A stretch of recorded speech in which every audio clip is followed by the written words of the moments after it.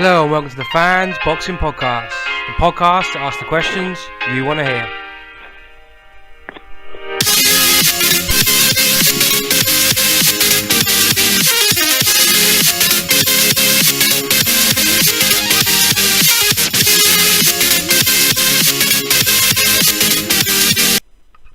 Hello, and I'd like to welcome to this week's show the former Southern Area, Commonwealth and Prizefighter champion, Norwich's very own Sam Sexton. How are you today, Sam? I'm very well, mate, thanks. How are you? Yeah, I'm brilliant, cheers, mate. Great to speak to you. Good. Yeah, and you?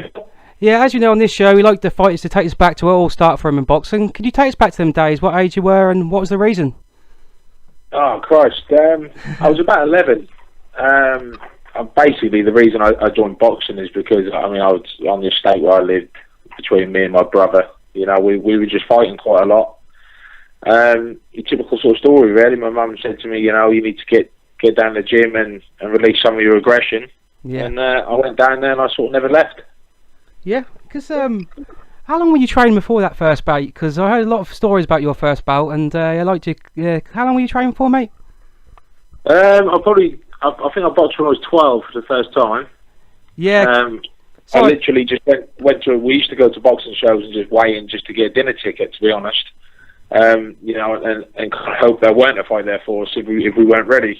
Yeah. But I went to a show in Elsham, and I weighed in. Didn't expect to fight at all.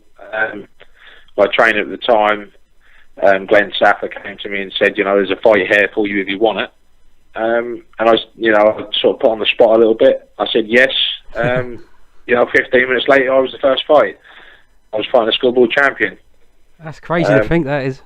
Yeah, I mean, looking back, I was pretty scared. You know, I didn't expect to fight that night.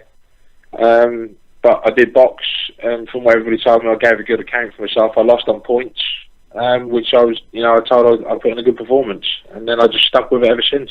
Yeah, because you touched on it. Would you think that was a pride thing why you said yes at the time? Yeah, definitely. I mean, I was put on the spot. You know, it's like everyone wants. You know, I'm a boxer. I'll go to the gym. I train. Part of me wanted to fight so bad, but that particular night, I don't think I was ready because it was sprung on me. But I'm glad I did. I came away. I had my first little trophy. I was a happy man. Yeah, could you recap them, like the schoolboy days before meeting up with Graham? Well, to be fair, I met Graham quite early. Yeah. I used to train at the lads' club as an amateur. Graham's gym, the Kickstop gym, is on the industrial estate, which is back onto the estate where I lived, and was a lot closer than the lads' club.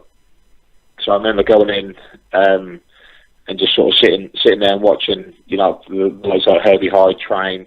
You had like your pros like Erling in there at the time, and I just appreciate what they'd done. And I used to sit and watch, and then it went long before Graham said, do you want to bring your stuff next time?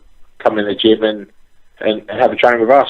So I said yes, and the rest is history, really. Yeah, could you just talk us through some of your successes as an amateur, please, Sam? Quickly, it was always hard for me to get fights, especially in this area, because I was always quite a big lad for my age. Yeah. So yeah, I think I had about 10 fights, and they entered me into the junior ABAs. I was so ready for that. So I went there and I gave it all. In the final of the final of the ABAs, I stopped the lad in the first round. In the first 20 seconds, I was so geared up for the win. Yeah. I had so much energy in me that I just went out there and done it so quick. I remember all day we fought in Nottingley, and Glenn Sapp was there again. He told me that I would be fighting a short, very strong black lad. Yeah. So I said fair enough. So all day being the heavyweight, you're on last. So you've got to watch everyone else box, so the nerves start kicking in.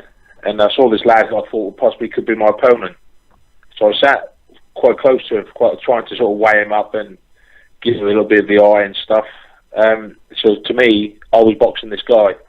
Yeah. And when I finally did walk out in the ring, my opponent comes out and he's 6'4" white lad. So it sort of took me by surprise a bit, but I was so geared up, I was so ready for it. I had, that I was just ready to explode, and I did explode on the lad in about sort of 20 seconds, 21 seconds, and he was down. And I remember him just laying there and me thinking, I want him to get back up because I'm not finished. So my trainer as well at the time, another trainer was Pete Dobson. He's got a nice picture of me kneeling next to the lad when the referee's trying to tell him to go back to the corner, telling him to get up. Yeah, and then after that I got chosen to box for England, and I went on to box for England. My first tournament for them was the multi-nations in Glasgow in Scotland. Well, brilliant. And I came away with the gold. And again, you know, they sort of picked me for various tournaments, multi-nations tournaments. I got a gold in a multi-nations tournament. Fought in various different tournaments all around Europe. And yeah, that was my amateur days. Do you think anything? We ask this question a lot of boxers. Do you think anything held you back as an amateur? I think the main thing, sort of, as an amateur, was always the money side of things. Yeah. I obviously had to go and train different squad weeks with England, sometimes in Sheffield, sometimes in London, and some of the top fighters, the elite fighters, you know, he boxed for England as well, who were in London, and they were more sort of well known. They were on better funding than what I was. Yeah, yes, fair. So yeah, I think the funding and the sponsorship side of things is very hard for an amateur boxer. Yeah, we come across that a lot, mate. Yeah.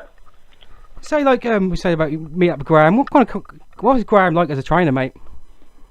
Graham, I mean, when I first started with Graham was strict. He was tough.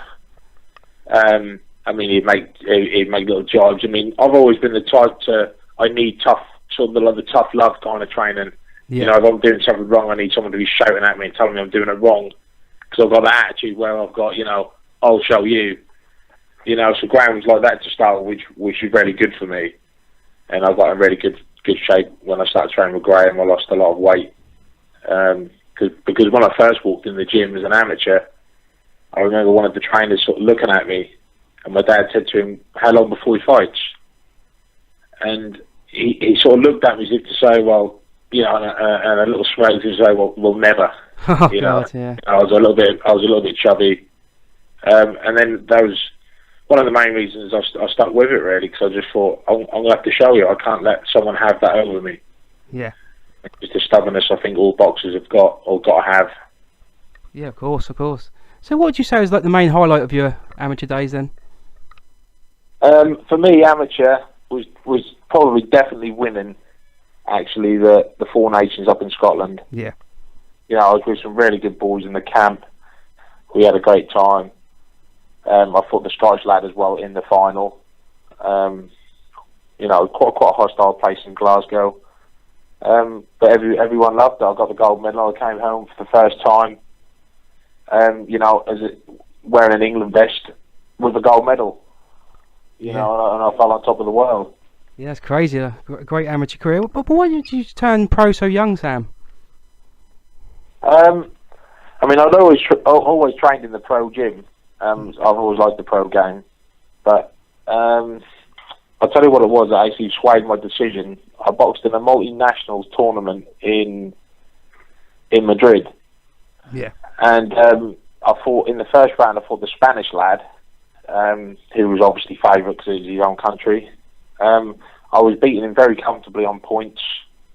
I was very ahead on points, and I got a nosebleed, which wasn't even a bad nosebleed. It was literally a trickle of blood.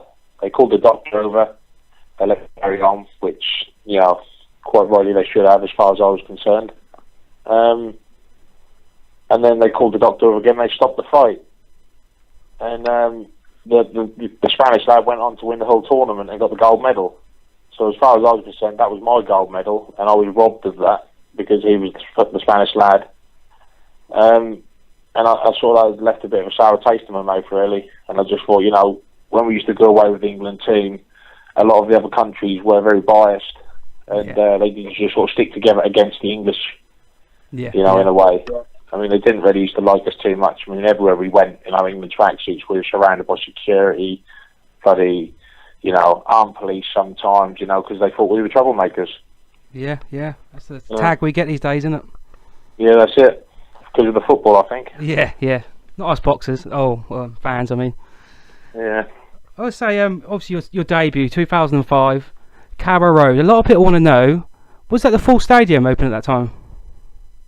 Yeah, it wasn't the full stadium. No, No. we'd have done well to sell, I think, 26,000 tickets. But Yeah, no, I mean, we were one side of the stadium.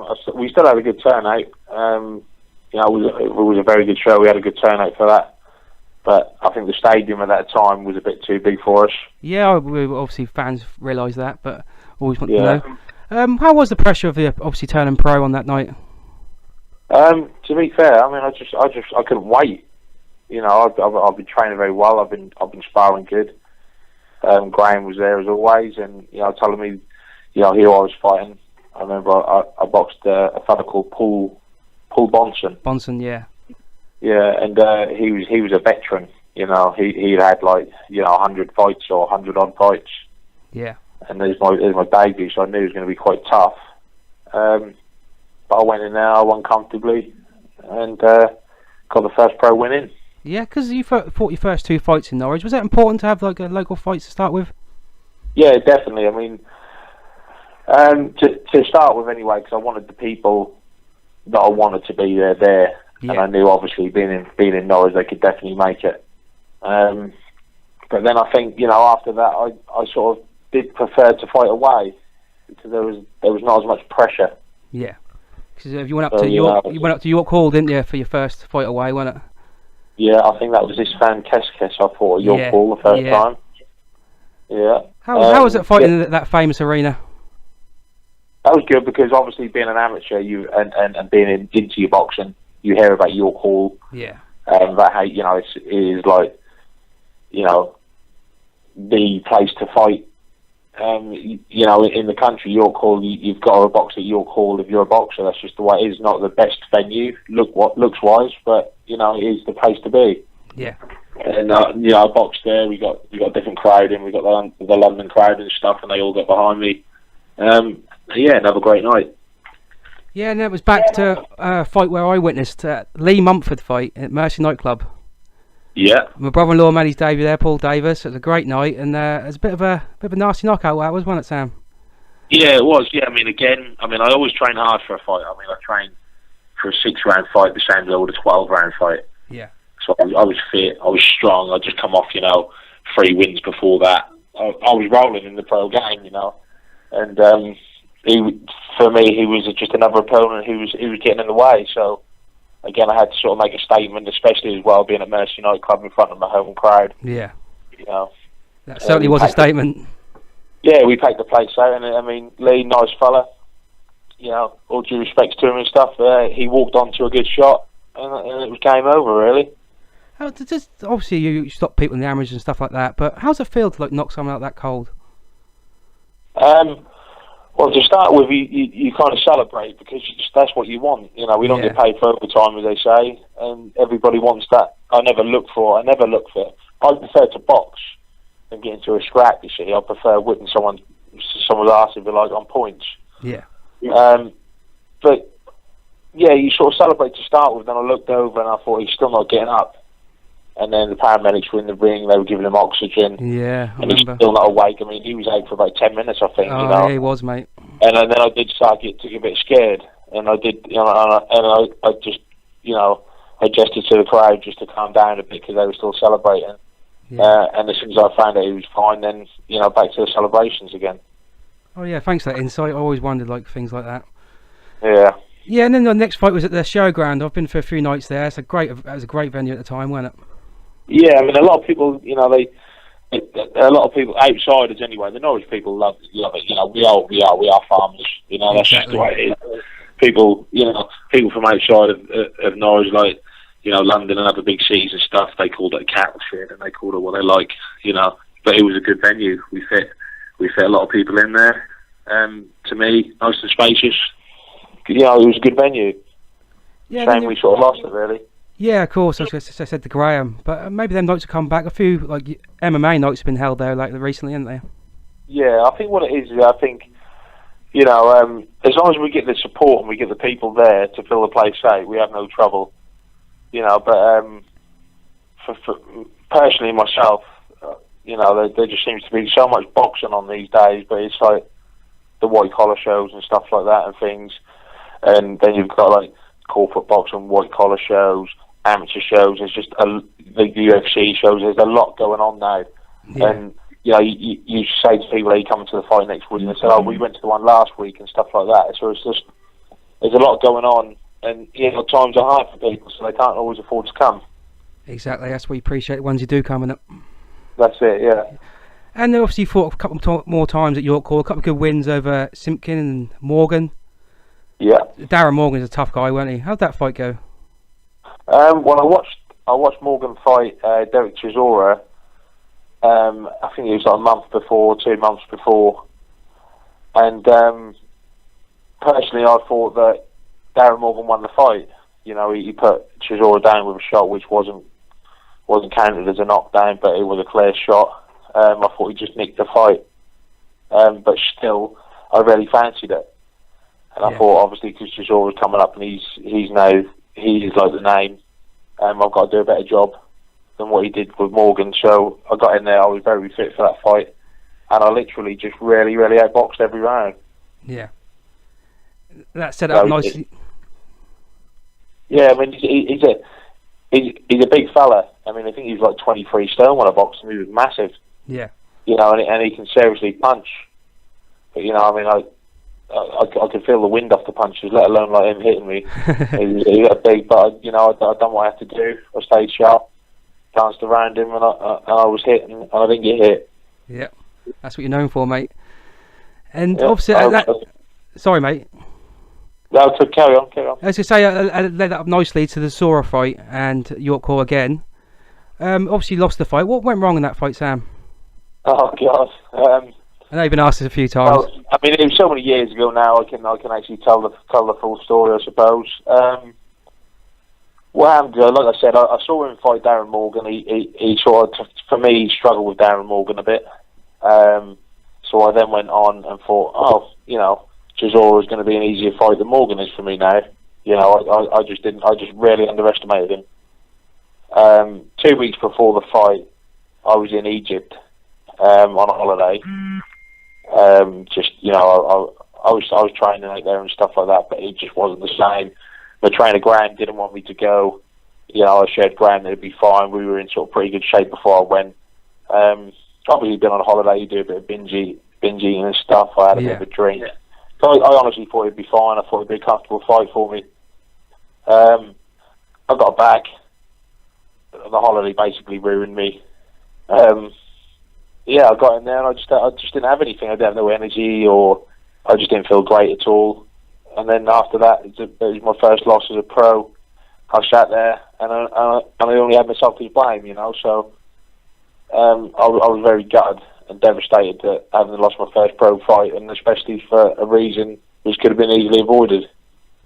Yeah, exactly. But that didn't hold you back, because obviously 3 months later, you got yourself out there and straight into the Prizefighter. Yeah, that's it. I mean, I didn't like the feeling that I'm getting beat. I just thought I cannot handle it. I mean, I don't know how it is for other boxers, but I'm pretty sure they'll all tell you the same thing. If I never get scared of a fight. You never get scared of a fighter. You never get scared of getting hurt in a fight. You only ever worry, and the niggle in the back of your mind is, are they going to call me a loser?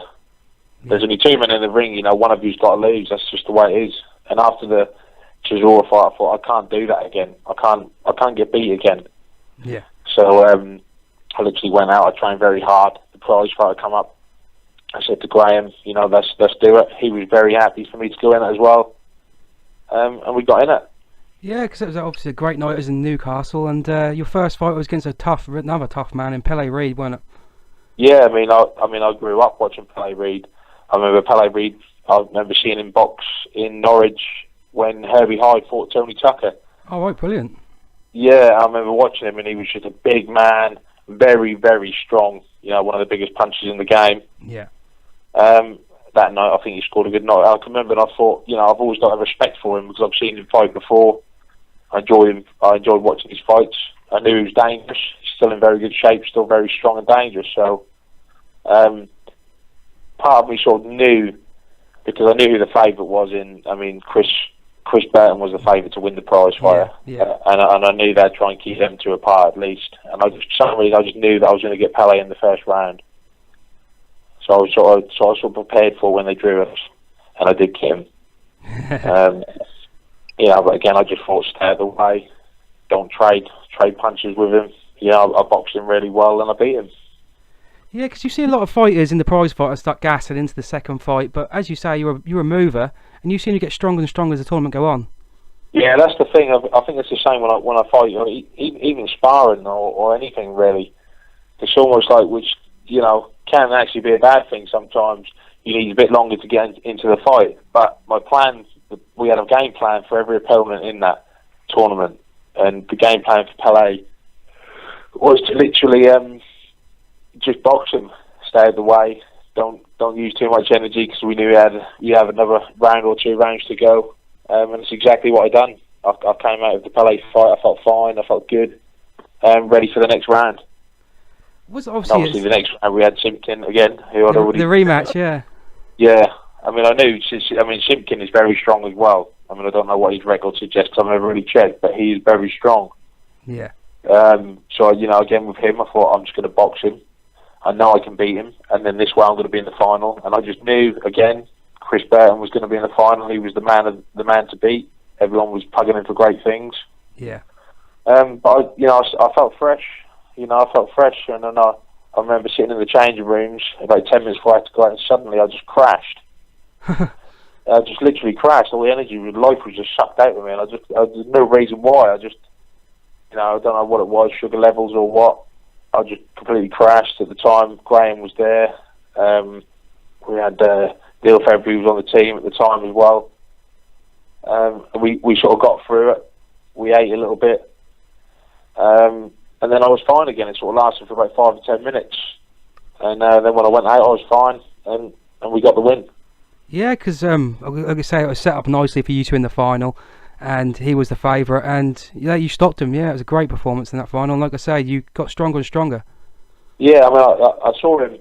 He was fast. He was taller than me. He had long arms. But I just thought, I've sort of come too far now to let this guy beat me. This is what I want.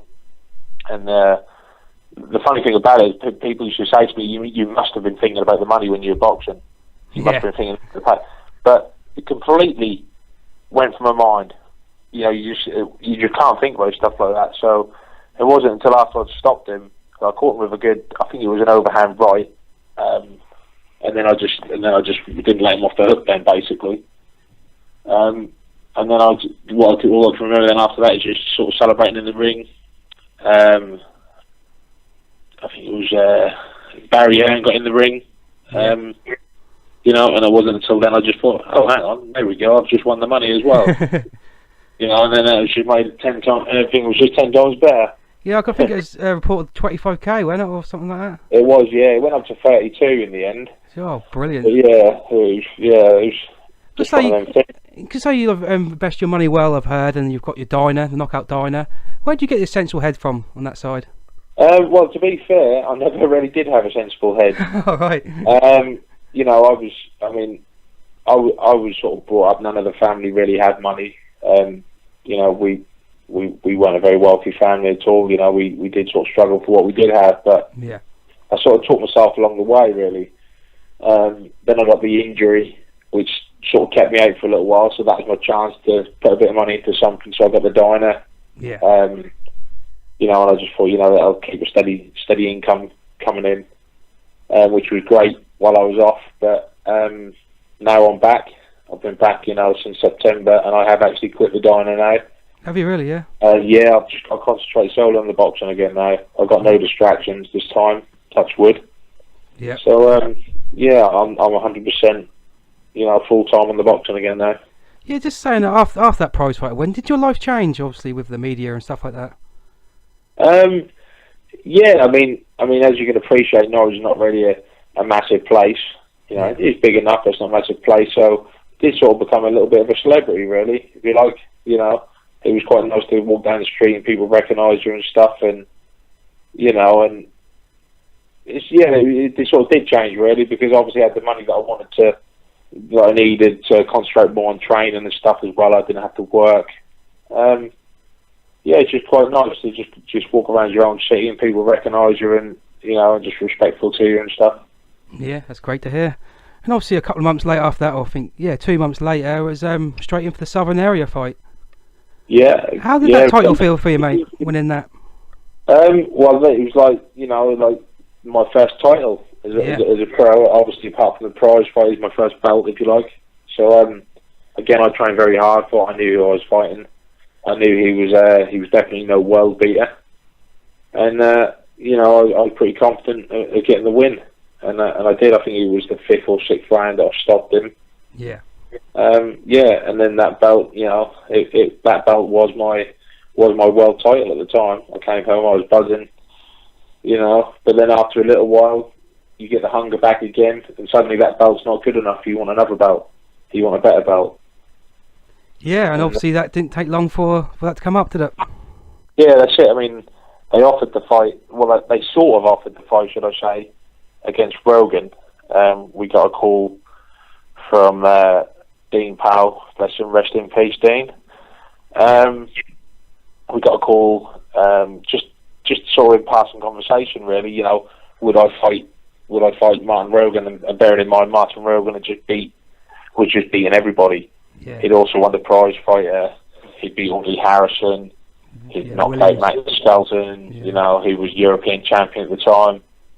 I said, do I fancy it? And I can remember saying to Graham just a few weeks before, Rogan is made for me. And he agreed. You know, he said, you know, I think with your jab and that you can just take him to pieces. So we said, yeah, we'll take it. And they were very surprised that we were so quick to jump on it. And then the rest is history. Yeah, because I was surprised at how much of an underdog you were in the media, because obviously you didn't see yourself as an underdog, but were you surprised how much people were writing you off going to that first fight? Yeah, I mean, realistically, you think I hadn't done a great deal up until that point when I fought Rogan. I won the prize fighter, fair enough. I won the Southern Area, but Martin Rogan had been in some championship fights. He'd fought some big names, you know. He had fought like Audley and Matt Skelton. He was the British Commonwealth European champion, wherever he was at the time. So yeah, I think they just saw me as more of a boy, and he was sort of like a man bees boy kind of thing. He said it himself. He didn't really give me the respect. I mean, they penciled Rogan in to fight for some very big things after me. You know, he was going on to fight for world levels and stuff, and I was just a mandatory defence, you know, of his title, and I just upset the party. Yeah, because we had a statement off what he read out on the Graham show that he said he underestimated you and his sportsmanship got in the way at the time, and a few things like that. And he's recently come out to say that he would love to have the third fight with you. Oh, so recently, I mean, he's been saying it ever since we last boxed. Still to this day, I mean, I used to use Twitter quite a lot, but in the end, it's just crazy me. You know, you get so many wars on there, and most of the time they were Rogan fans. You know, Rogan's going to do this, he's going to do that to you. You know, and my answer was just, well, he couldn't do it in the last two fights, so. Yeah. I mean, at the end, I had to stop going on there because I just thought I'm getting to the stage now where I actually literally want to jump in the car and go look for people. You know, they're annoying me that much. Yeah, I understand. Yeah. But what was the atmosphere of being in Belfast going into that first fight? The first fight was pretty good because there was a lot of respect there for me for taking the fight. Rogan was sort of happy to see me. We had press conferences. We even had a game of like lacrosse together and stuff for the public eye. And you know, so everything was great. There was no there's sort of no hostility or anything between us at all. And then obviously I beat him, and then it all changed. The second fight was the one. Yeah. Where I was getting the threats and stuff on my website and things like that, and it wasn't a comfortable place to be, obviously in Belfast when you've just beat their top man. Yeah, of course. And you're on big billboards all around the city. So when I was walking down the street and stuff, people saw me, were stopping in cars. I was getting threats off people. So some people were pulling over and said, "We hope you do it again," you know. But the majority of people were obviously broken fans, and they weren't happy. Yeah. But obviously that didn't put you off on the night, did it, on the second fight? No, again, it's just business. I mean, a few times people mentioned stuff to me in the media and other sort of members of the press said things about, you know, trying to cause trouble between the two communities again in Ireland, and to me that's just complete rubbish. I know nothing about that at all. Before I was born, you know, I was just there to do it. You know, it's just business as far as I'm concerned. He wants to beat me, I want to beat him. It's boxing, you know. Yeah, I'm just there to do a job. And there were two cracking fights and brilliant nights, weren't they? Yeah, they were. I mean, like I said, the second time, I mean, we couldn't really get out of the country quick enough, to be honest with you. Yeah. You know, I did sort of kick off afterwards. There was a few tear-ups in the crowd. Oh God. A few people got hurt and stuff. So yeah, it's not a very nice place to be, especially when you're not wanted. So yeah, we made a sharp exit. Yep. And obviously, after that, you went into the Sora fight. Was that a mandatory? Was it? It was, yeah.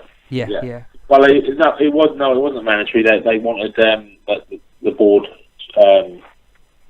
sort of pressed for that fight. Yeah, because we were always hoping for obviously bringing the Commonwealth belt back to Norwich one time before going on to the bigger fights. Yeah, which I mean, ideally it would have happened. I mean, I was penciled in to fight Danny Williams for the British title. I pulled out for injury. Chisora took my place and obviously beat Danny Williams. Yeah. So again, I just think bad luck, really. I think, you know, that British title could have been mine. I'm pretty confident that I would have beaten Danny Williams and would have been British champion as well as Commonwealth. But, you know, it just didn't work out that way for whatever reason, and that's just that. Yeah, everything for a reason, yeah. And after the Chisora fight, you had after you had another comeback fight, then you went in with the War Machine, Big Larry Alvarado. Yeah. At the time he was like full of confidence, weren't he, and full of ambition. Yeah, I mean he was. And to be fair, after the Chisora fight, I had a little bit of a sort of a time where, you know, boxing weren't in my heart for very long, you know. Right. Yeah. And obviously, I mean, my mum was very ill in the hospital at the time. I mean, on the Chisora fight, I was basically living at the hospital with my mum. I slept in a car park in my car for a couple of months, you know. Yeah. You know, while she was ill, I promised that I wouldn't go home until she did, basically, and I had to keep my promise. So I tried to train for the Chisora fight as best I could. I was in the gym, but it was very hard to concentrate when everything was going on at the time. Ideally, I should have really pulled out, because I weren't ready. Yeah. But basically, the board told me if I didn't fight, then they would have to strip me of my title. So I was a proud man, you know. I didn't want to lose my title, and I boxed. And again, you know, I lost the title. And after that, I did lose the sort of passion for boxing a bit.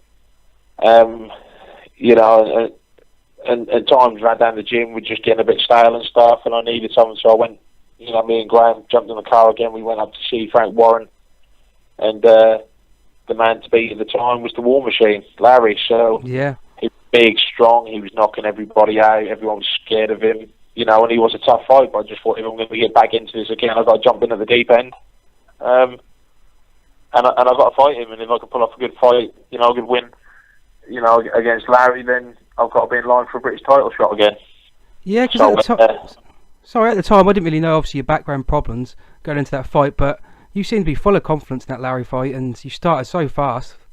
Yeah, I mean, again, I knew it was sort of make or break time for me, really. You know, I'd come off the loss to Chisora, I'd lost my Commonwealth title. You know, a lot of things spiral downhill after that. You know, I mean, I know it's not better than money, but then the big payday stopped coming as much and stuff. You know, so times are just harder. And I knew I just had to get myself back up there again, you know, to get into that sort of title frame again. So I had to just train hard. I knew Larry was dangerous, very dangerous. But I just done what I had to do, you know. And before the fight stopped, I was winning the fight comfortably according to the scorecards. We clashed heads quite nasty. and I had the 13 stitches in the head straight after the fight. I mean, my cut man at the time was Martin Bowers. I remember walking back to the corner, and I looked down as if to say, I'm gonna go off his reaction as to how bad the cut is. and he looked at it, and Martin was just cool as a cucumber. He said, "Not even a big deal, Sam." I said, "Really?" He said, "Nah, he goes, nothing. It's nothing. It's just a scratch, really." So that gave me the confidence to then go out there. But then the blood was coming over the eye and stuff. Yeah. I could just tell by the way the referee was looking at me, I just knew, it was a little bit worse than Martin had let on. So I just had to keep boxing good. And obviously in the rule book, for a clash of heads, you have to box over 4 rounds, and then whoever's ahead on the scorecard wins the fight, which was me. And I came out afterwards, and I looked at Martin, and he just looked at me, just didn't really know what to say. And I said, "What's wrong?" He said, "Your head is bad." And I said, "Is it really?" And he said, "Yeah." He said, "I haven't seen a cut as nasty as that in the boxing ring for years." So I was like, "Oh God, what are we going to do then?" He said, "Well, we're going to get you stitched up." So we went out back. For some reason, whatever reason, they didn't have the right staff there to do it. So it was either make do DIY stuff basically, which looked like fishing line and no anaesthetic, or cast to the hospitals. So my adrenaline's still pumping from the fight. Anyway, so I just said, just crack on, just do it. So the next thing you know, I've got this big fishing wire stuff stuck in my head. Every time they go in the head, it is just killing me. Oh, and I can remember Graham and Martin are just standing there, and they're saying, "Are you all right?" And I'm just like, yes. That's the less glamorous side of boxing. It's just, at the time it's not very nice, but now it's a funny story now, Yeah, of course. And it was only a few months later again that you went in with Price, and we had a few questions about this, and that's one of the questions I don't really want to ask, but I will. Knowing with his background, what people say about him, he's a bit glass chin and all these kind of things. In hindsight, do you think that you should have just tried to rush him at the time, or trying different tactics? Yeah, looking back now, I probably should have, but it's just it's always saying you should have done this, you should have done that. Exactly. I mean, at the end of the day, I didn't. I tried a game plan that didn't work. My plan for Price was he's a big lad. I thought I'll let him blow himself out in the first 5 to 6 rounds, and then I'll jump on him. And that was the game plan, I didn't throw too many shots. I just sort of kept tucked up. I kept round and letting him throw the shots. And just before it did get the stoppage, I noticed he was starting to gas. I could tell, and I just thought, right, just stick to the game plan. And then obviously again, pride gets in the way. So when he did open up and try to throw a combination, I went straight back in, and that's when I got caught. Yeah. But a lot of people ask as well, is the rematch with Price and Deshora important to you? Not really. I mean, if they've got what I want, then yes. But I'm not one of these people who just needs revenge and stuff. The way I see it is, boxing is a business. I want to fight the top boys. I want to fight whoever. You can't call yourself the best until you beat the best, as far as I'm concerned. If not, to me, it's just a Mickey Mouse title. So, I don't want to then go and fight for a British title and say I beat someone who's easy. That's the only reason I'm British champion now. Do you know what I mean? Yeah. So, I mean, whoever's got the titles that I want, I will fight. And I will never also turn down a fight either. If someone's calling me out or something, if they've got something that's going to sort of progress my future, then I'll go in for that as well. Yep, that's brilliant, mate. Yeah. Let's say after the Price fight, you started rebuilding again locally at Norwich, and you were on a good run. And then ended up with obviously fighting Larry again, didn't it? Yeah, it did. Yeah, was he the same man on the night? No, he wasn't really the same man. Well, I didn't think so anyway. He definitely lost a little bit of interest there. But according to the media and stuff, he was hell bent on revenge, and he wanted to set the score straight and stuff. So we couldn't find an opponent for the show at the time. So we sort of basically just sat down and said, well, Larry wants to fight, so shall we do Larry? And then we called him and he took the fight. Yeah, because you dropped him early on, didn't he? And he went a bit negative, didn't he? Yeah, I dropped him. I put him over, and as I put him over, I thought I damaged the right hand. Right, yeah. I thought I'd broken the hand, but I just thought the adrenaline's there. I'll wait for him to get up, and I'll just rush him and just basically play through the pain. And I hit him a few times, but then I couldn't. The pain was too much. Exactly. So, yeah, it's basically just back to the jab again, and I beat him comfortably. I think I won every round. Yeah. Yeah, but I mean, I spoke to Larry afterwards, and he said, I've seen him since then, and he said, to be fair, I did train really hard for that fight. I did feel like I had to score to settle, so, well done, basically. Oh, that's good to hear, isn't it? Yeah, Larry's a good fella. He knows as well as I do. It's just business, it's boxing. We're in there to do a job. It's just you or them at the end of the day. Yeah, exactly. And after that, we had obviously the injury, didn't we? Yeah. Kept you out a long time. Can you just talk us through them dark days, please, Sam? Well, basically, I just been up, and I was done a little bit of sparring with Price. I was feeling good.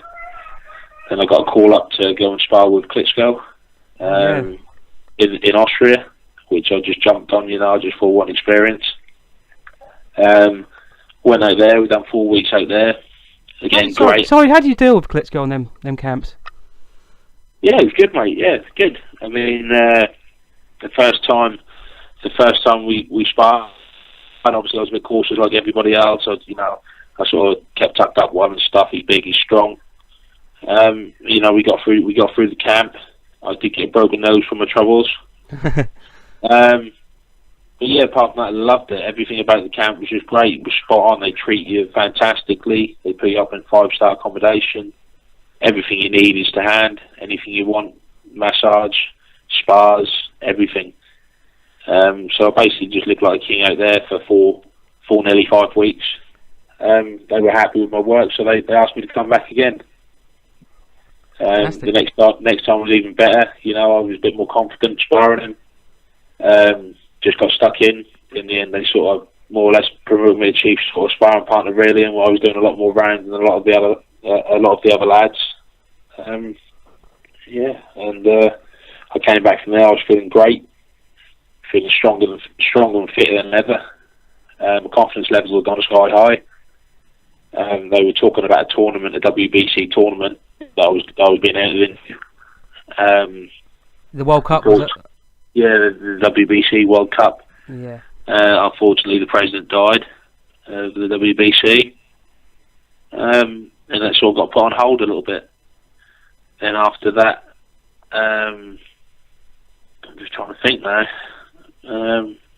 Then after that, we saw an opportunity to go into the prizefighter, the International Prizefighter. Oh yeah, the James Turney one. Yeah, that's it. Obviously, people were saying that James Turney was favourite, and to be honest, as much as I've always thought he's a fantastic fighter. I mean, the guy is pretty old, and a bit over the hill now. Yeah. Like I said, I don't mean that in any disrespect at all, because he's one of the all-time greats. But I really did fancy to win that tournament as well. I was feeling good. I'd just come off the back of the sparring as well. So unfortunately we were sparring in the gym, and I tore my calf muscle. And that was me out of action there. I was on the deck in pain. So that was that one out of the way. Yeah, because obviously with a calf injury, is that something you could still train in other areas or not? Nah, not really. No, I mean, I think all your weight is on your legs, obviously. Yeah. And just putting, the way I've done it, just putting like my toe on the floor, or just like trying to stand up. I mean, I couldn't stand up. I was on my back. Oh God. I eventually was able to get up, but it was just it's literally you can't do anything unless you want to sit in the chair and push weights. Yeah. Not great stuff. And obviously you got come through them dark days, as we said, and you come back at the halls. What's it like to fight the halls, Sam? Yeah, it's good atmosphere. I sort of the halls. I liken the halls to a bit of a York Hall. Yeah, it's got the same kind of feel. Do you know what I mean? It's just, but yeah, I do like it. Nice high ceilings, good for the boxer. Yeah, not too stuffy, and obviously you get to fight in front of your home crowd. Exactly, that's the main thing, isn't it, mate? Yeah, that is. I love that. And obviously, you come back fight was against a Polish lad, and a lot of people saying, "I missed that one," but it was a tough fight to start with. Had to go through the gears a bit. Yeah, I mean, I always knew especially after having so long out from the gym, I always knew it was going to be hard. I said to Graham, this is going to be hard. You know, I'll see how I feel afterwards. And I got in there, and it was hard. We got a clash of heads. The eyes started sort of lifting up, and I thought, oh, here we go. The eyes. I've never had an injury like that, apart from the cut, which was on top of my head, really, so it didn't really affect my face. The eye closed up, and then I got caught with a couple of shots to it and stuff. It left me a bit sort of stale. My movement was I was blind, if you like, on one side. But again, you know, I was buzzing. I was in there in the home crowd. I beat him. And I came out and I thought about it. I just thought, do I need this anymore? You know, is this really what I want? And I thought, yeah, it is. You know, I love being in there. You know, I love being in there. I love the buzz of it. The first one was at the way. I'm glad it was a hard one for the first one back. You know, just to give me that kick up the backside to say, you know, remember this is what it's like. So you need to train again. You need to train properly. So I trained properly for the next one, and it was a very comfortable win. Yeah, your next fight you looked a lot slicker, everyone was saying, and a lot faster and on point that night. Yeah. I felt good. I knew he was a tough fighter. I fought him before. He can really take some punishment. I was a bit disappointed I didn't get the stoppage, you know, but I just thought again. I boxed well. I was fast. I felt fit, so I was happy with that. Yeah, it's brilliant. It's like the old story everyone says that a heavyweight matures at an older age. Now you're into your early 30s. Would you agree with that? I don't know so much about like mature, but it's just like I am a bit of a veteran now when it comes to the pro game. You know, I've been a pro now for 11 years, which is quite a long time. Yeah. And you know, I've been through so many different types of training, so many different routines. So, you know, not just boxing, it can be running, it can be circuit training, it can be boxing, whatever. I've been through so many stuff. I think what you do is in time, you just learn which one of them things is best for you and which is giving you the most benefit. So now I think rather than saying you mature more in sort of strength and stuff, I think I'm mature in the fact that I know what is good for my body and what's not now. Yeah, brilliant to hear. And another thing coming into your comeback is obviously your work with Miss Motivator. Yeah. How important is having her? Sorry, how's important having her in your corner? Oh my God. Let me just say, I mean, she's a very driven person. You see, so I mean, sometimes when it came to just different training ideas and stuff, we did sort of like sometimes we would bicker about it and stuff. But if I'm honest, she's taught me a hell of a lot about diet. Yeah. She's basically just given me the motivation, just the stuff that she says. The stuff she says, she's getting me on like a weights routine now, which is great for boxing. I feel stronger. You know, my body shape is so much better and different. I'm looking a lot better than I did before. She's just there. She preps all my food every day. I'm at the gym. I've got little packed lunches to take to the gym now, and I'm eating the right stuff. But because she does the same stuff as well, you know, she's into keeping them in shape. It's easy. It's easy when you've got someone else there who's got the same goals as you. Exactly. You know, because there's no getting home and she'll be like, oh, we're going to have a pizza tonight. You know, I know there's not going to be a pizza tonight. You know, unless I want to order one from a takeaway, there's not going to be one. I know there's going to be good, fresh cooked food there, ready for me every time, and that's just good because I haven't got that. You know, that's one other part of the training I've got. You know, I don't have to worry about. You touched on it then, but did you enjoy the training part of it? Yeah, I love the training. I mean, if a boxer ever tells you sometimes they don't get sick of it, then they are lying. Yeah. You know, some days you get to the gym and you don't really fancy it. You know, but then you only have to have a few days off, and you get back in the gym and you realise how much you miss it, and you're straight back again. Yeah, I love it. I mean, sometimes I'll say to people, you know, I don't like the training as much. You know, I do love the training because when I don't do it, I suffer and I feel down for not training. So yeah, it's great to hear, mate. There's been a lot been said about obviously you wanting the Anthony Joshua fight, but obviously he's moving on to the IBF now. How do you see that fight going with Charles? I think he beats. I think he beats Charles Martin, but I think it could potentially be a tough fight. Yeah.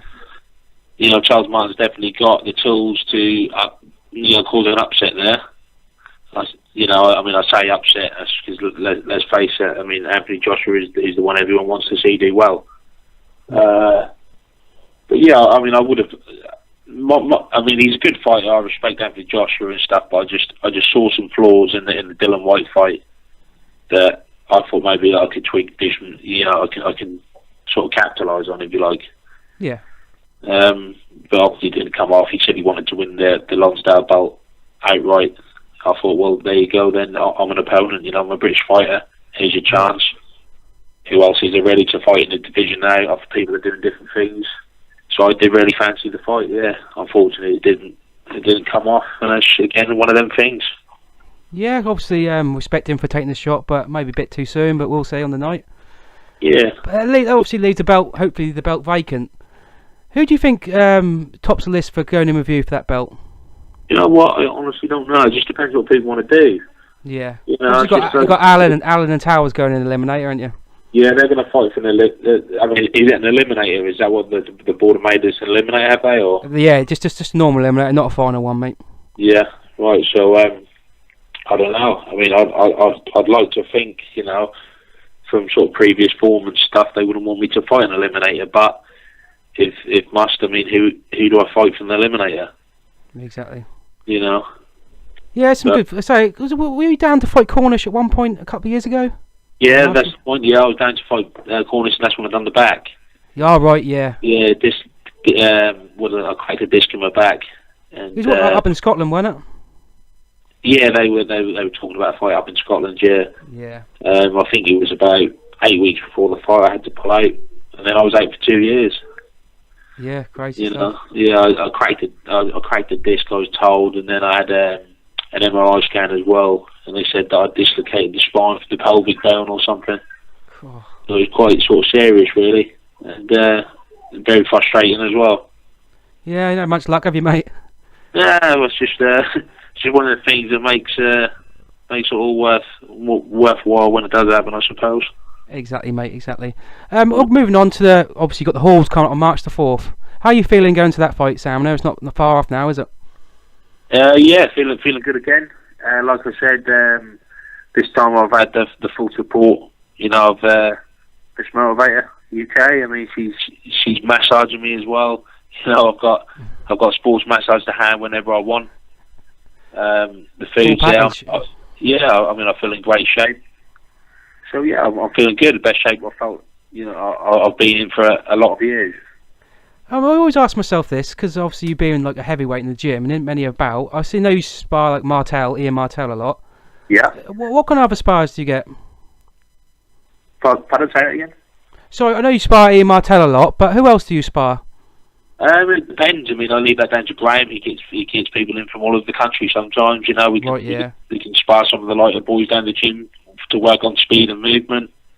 We can get some other sparring partners come in.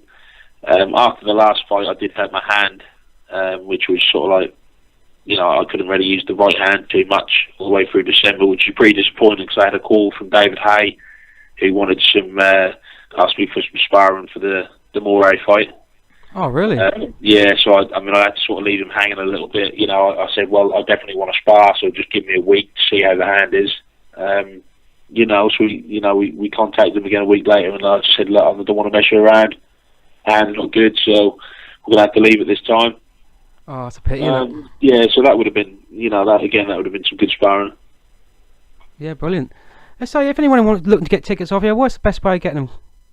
To be honest with you, who's not on Facebook? Facebook is probably the best way to contact me. Just send me a message, and I can always get the tickets to you somehow. You can meet up down the gym, or I can come see you. Yeah, we appreciate that, Sam, and obviously appreciate giving me your time up tonight, mate. We've had a whole hour show, and it's been brilliant. And I wish you all the best going to March the 4th, and we'll see you there. Yeah, brilliant. Thanks a lot. Thanks for your time, Sam. Top man. Yeah, cheers, mate. Take it easy. See ya. Bye.